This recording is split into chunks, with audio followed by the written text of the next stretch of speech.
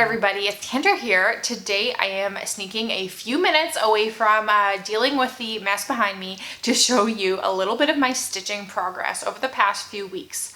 Now in the middle of March I did kind of an update where I showed you my 3 main projects and where they were at, but since then I have worked on them, those 3, but also started and finished one other item. So those are the things I'm going to be showing you, and then whatever else I get up to in the next couple days here, but I know the stitching is going to take the majority of this video. First up is Responsible Woman. It is a pattern by the artist James Christensen and charted by Heaven and Earth Designs. I started this for my 30th birthday back in September, and so I'm a few months into it, and this is what it looks like. Now, I had worked on this quite a lot leading up to my last video, and I haven't put in too much since then, so I'll just show it kind of quickly here. There's not a lot new since that video. You can see where we're at here, just filling in. It goes back into her dress now, basically. I had been working down in this pot section, and yeah, the dress kind of comes out from there. So I am stitching this on 25 count Lugana that I dyed, and so I am stitching the no background version. And I'm really glad I went with that. However, I thought I'd chat about this a little bit. So initially this chart is a full coverage design that has all blues and leading into purples in the background. And when I was looking at patterns, this is my first time attempting a Heaven and Earth Designs, which are like these really intense, complicated patterns. I was definitely concerned about all of that background. I would have to check the pattern, but it listed like 10 skeins of the purple color, like a lot of stitching in just solid colors. So I did opt for the no background version, which is just one of the options they have on the website. Now, I will say I have had a few issues with it in some of these areas around the stitching. There are still some background stitches in there, and it's really hard to see them until you put them in. Like I know down here, well, there's a lot just on the edges, but in between some of these items, it has that background color, and it's kind of disappointing because it's not the same as my background color. Even though I dyed it to be kind of in the same feel, it's definitely not exactly the same shade. And so there are some areas where it really sticks out. One in particular is right here with the candles. I don't know how well you'll be able to see, but like there's a whole section of purple there. And when I was stitching it, it's really hard to see what's what until you put it in and then hold it back and see. It's not super noticeable, but it's definitely not my favorite. Now I knew even from the beginning that would happen to some extent. Like around here, those dark blue colors, that's the color of the background or near to it on the original piece. And like with the torch there, or the candle, I knew that was bound to happen because it kind of has a wispy look. Same with around the dog. There's a lot of the dark stitches where on the original piece it just looks wispy rather than dark. I decided those aren't so bad because it does add some depth and shading, and in the scope of the piece it's not really a big deal. But at the bottom of the piece, the pattern calls for this big tree, and it's lots of black, but it's like that same wispy look where it's kind of fading the black into the background.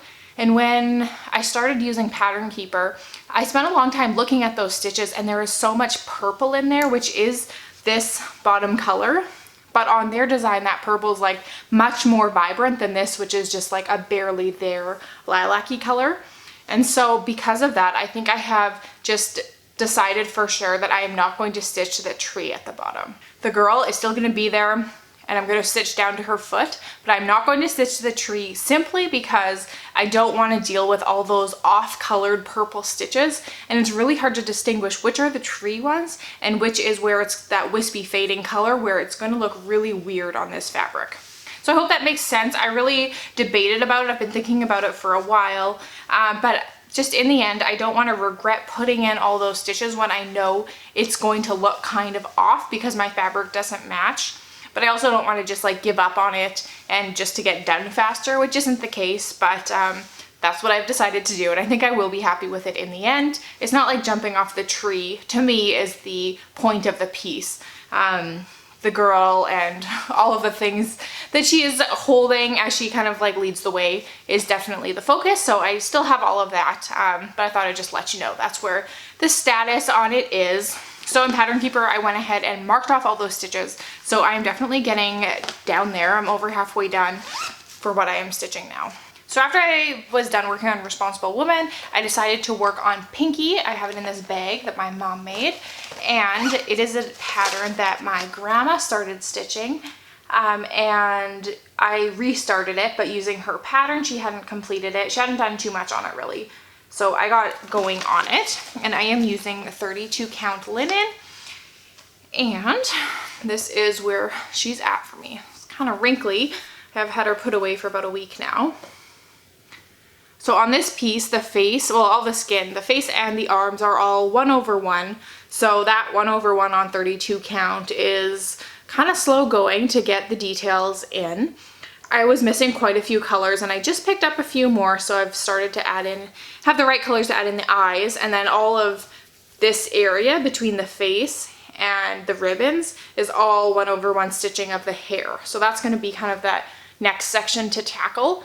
But I really spent a long time doing all the skin, and then it's also hard to see here with the white, but I did put it in quite a few of the stitches in the dress as well.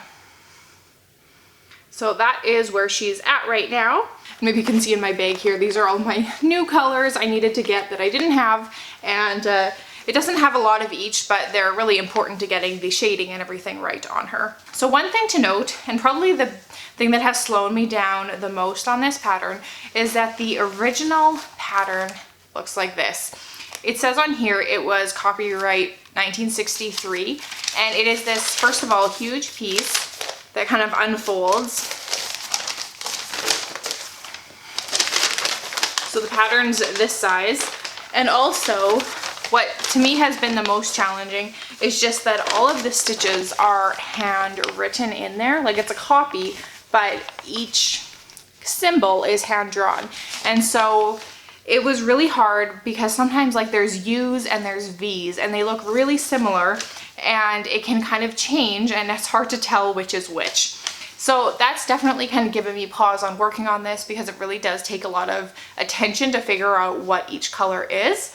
But the one thing I did that really did help was I took photocopies of it, which I'm sure a lot of you are like, yeah, of course, that's such a, I mean, people would do that. But I've tried taking pictures of it to have a digital version, and I wasn't happy with it. Just the way that it's been folded so much, it's kind of crinkly. It was hard to see, but I got a photocopy of the areas I was stitching, and it really, really has helped.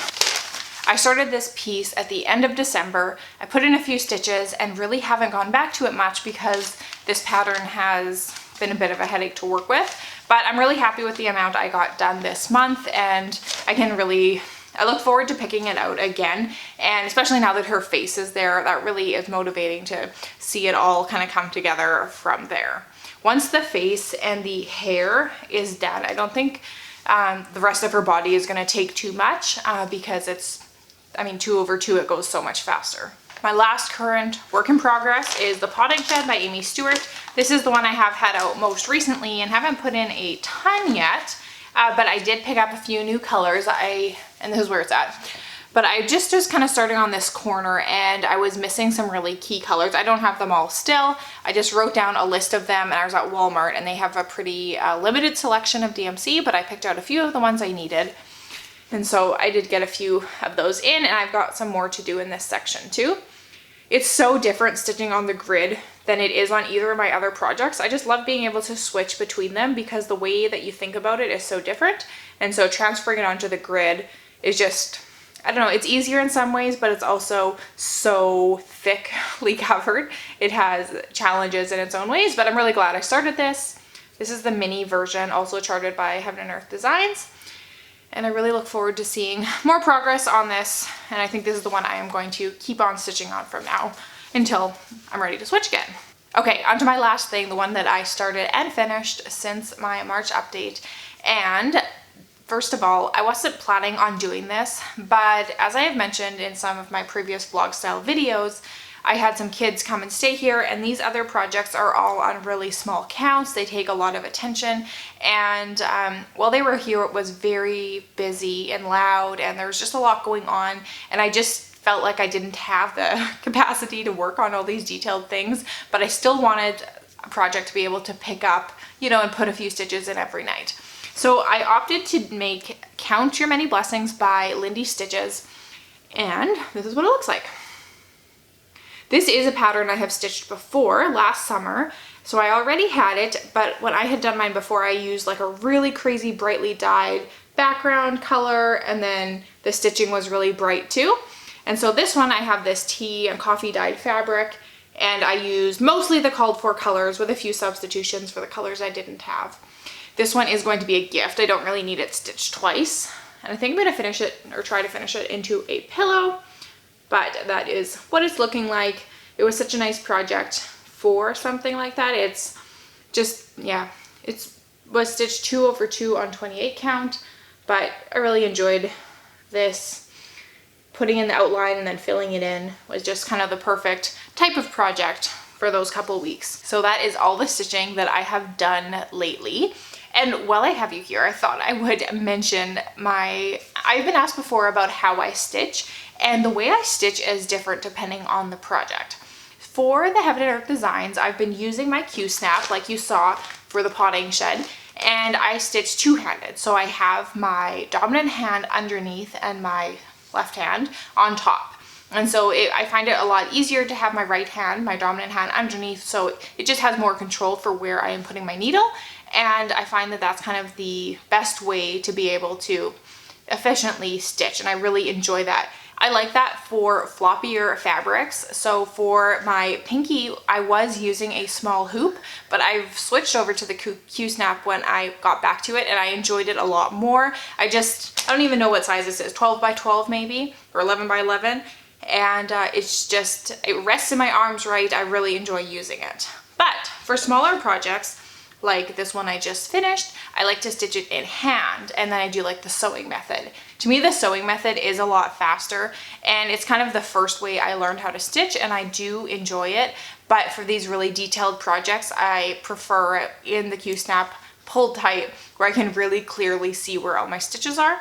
I find it makes a really big difference. So I do switch back and forth depending on the project, and I really do enjoy using both methods, and having different ways of stitching in different types of projects really keeps me motivated to keep working on all of my different things. So my main stitching time is kind of after the kids are in bed, from like 8:30 until like 10 or 11, depending on how late I stay up stitching. And so I'm always surprised how much I can get done in that time, just putting in a few hours. And really using Pattern Keeper helps to be able to see, oh, I actually got in a couple hundred stitches in that time, and it's really a measurable sign of something that has been done, and I really enjoy that and look forward to it most nights. I also do knitting and spinning, but those are more crafts that I like to have out during the day, and then stitching is more in the evening. So that is kind of the details on all of my crafty projects right now. I know this was a little bit of a shorter one, but I thought I would just stick to the stitching. I know not everyone is into cross stitch, and I can understand that, but for those of you that are, I hope you found that interesting. Thank you so much for watching. Bye!